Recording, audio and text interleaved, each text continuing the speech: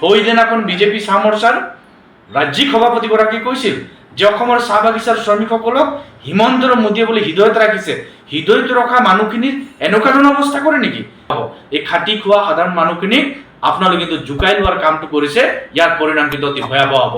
যোৱাকালি যোৰহাট জিলাৰ মৰিয়নি বিধানসভা সমষ্টিৰ বৰ্তমান তিতাবৰ বিধানসভা সমষ্টিৰ অন্তৰ্গত বাহনী চাহ বাগিচাৰ এটা তাঁতী পৰিয়ালৰ ঘৰ উচ্ছেদ কৰা এটা মৰ্মান্তিক দৃশ্য আমি ছ'চিয়েল মিডিয়াত আমি দেখিবলৈ পাইছোঁ।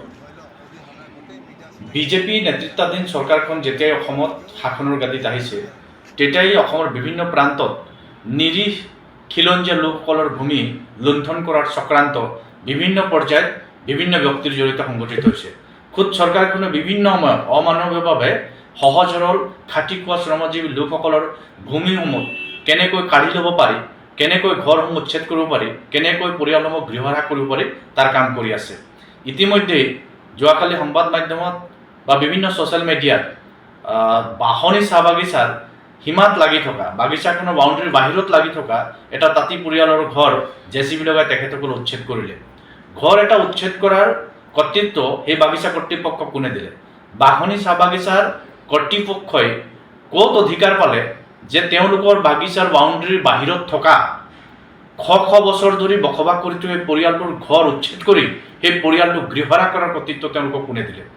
আমি এটা কথা স্পষ্টভাৱে কৈছোঁ যে অসমৰ চাহ বাগিচাৰ শ্ৰমিকবিলাকক বিভিন্ন কাৰণত আজিৰ তাৰিখতো বন্ধ শ্ৰমিক হিচাপে ৰাখি বিভিন্ন সময়ত ৰিটায়াৰ্ড হোৱাৰ পাছত তেওঁলোকক ঘৰ খালী কৰিবৰ কাৰণে বাগিচা কৰ্তৃপক্ষই নটিচ দি ভয় ভাবুকি দি থাকে।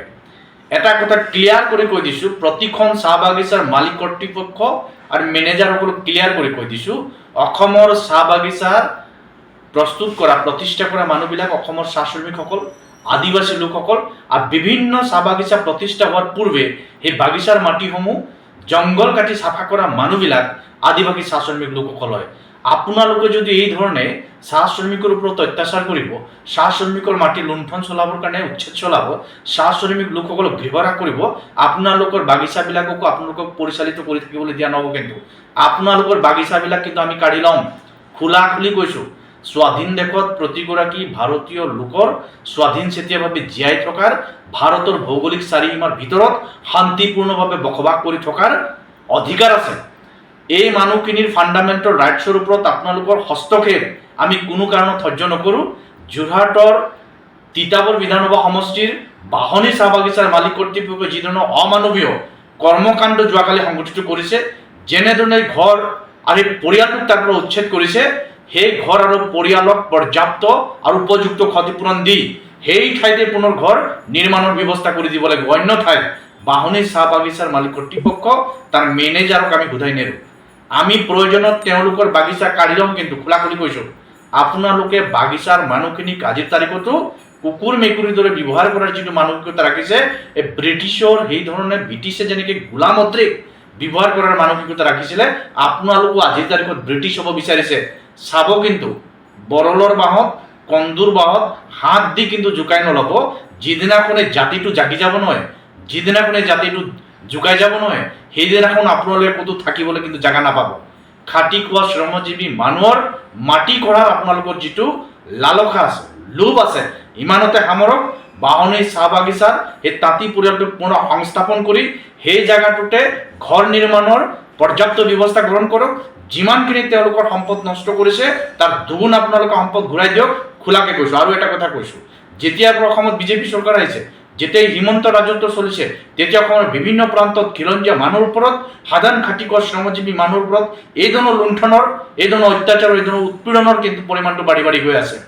গতিকে চৰকাৰ প্ৰশাসনকো স্পষ্ট বাৰ্তা দিব বিচাৰিছোঁ যে আপোনালোকে খাটি খোৱা মানুহখিনিৰ ভোটেৰে শাসনৰ গাদীত বহাৰ পাছত এই মানুহখিনিকে কেনেকৈ গৃহহ্ৰাস কৰিব পাৰি তাৰ অভিযানত নামিছে।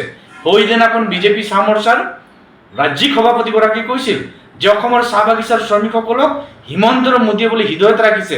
হৃদয়ত ৰখা মানুহখিনিৰ এনেকুৱা ধৰণৰ অৱস্থা কৰে নেকি?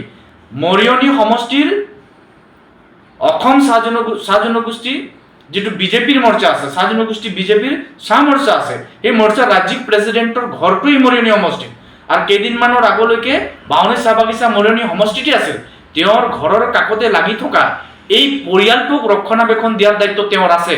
তেওঁ কেৱল ভোট বিচাৰি বিচাৰি শ্ৰমিকৰ ঘৰত গৈ আঁঠু লৈ মায়েৰে বাপৰে নানীৰে দাদিৰে কৈ ভোট লোৱাৰ যিটো কাৰবাৰ কৰি আছে, এই কাৰবাৰত যদি পুনৰ আপোনালোক যায় আৰু এনেকৈ আমাৰ মানুহখিনিক যদি উচ্ছেদ কৰাৰ অভিযানত আপোনালোকো হাত উজান দিয়ে, তেতিয়াহ'লে আপোনালোকক কিন্তু ক্ষমা কৰা নহ'ব।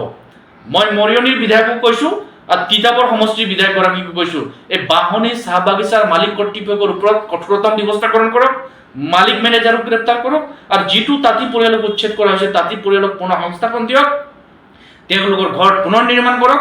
অন্যথায় যিধৰণে তেওঁলোকে চাহ বাগিচাৰ শ্ৰমিকক, আদিবাসী লোকসকলক উৎপীড়ন আৰু অত্যাচাৰ চলাইছে, গৃহহৰা কৰা হৈছে, উচ্ছেদ কৰা হৈছে, সময় এনেকুৱা আহিছে যে আপোনালোকে যেনেকৈ আমাৰ মাটি কাঢ়িবৰ কাৰণে উঠি পৰি লাগিছিল, এদিন সংগঠিত ৰূপত কিন্তু আপোনালোকৰ বাগিচা আমি কিন্তু কাঢ়ি ল'ম। খোলাখুলিভাৱে কথাটো আপোনালোক কৈছোঁ। প্ৰত্যাহ্বান যদি আপোনালোকে দিব বিচাৰে, প্ৰত্যাহ্বান আমি গ্ৰহণ কৰিছোঁ। সময়লৈ অপেক্ষা কৰক। শুই থকাই জাতিটোক জগাই লৈছে আপোনালোকে। বৰল কন্দুৰ বাহত আপোনালোকে হাত দিছে নহয়, কন্দু যিদিনা ক'ত জোকাব, কন্দুৰ বিন্ধনত কিন্তু আপোনালোকে ৰেহাই নাপাব, তত নাপাব। ক'ত পলাই পত্ৰম দিব তাৰ কোনো ঠিক নাই। আপোনালোকে আশ্ৰয়, আপোনালোকে থাকিবৰ কাৰণে ঠাই কিন্তু বিচাৰি নাপাব। এই খাটি খোৱা সাধাৰণ মানুহখিনিক আপোনালোকে কিন্তু জোকাই লোৱাৰ কামটো কৰিছে, ইয়াৰ পৰিণাম কিন্তু অতি ভয়াৱহ হ'ব।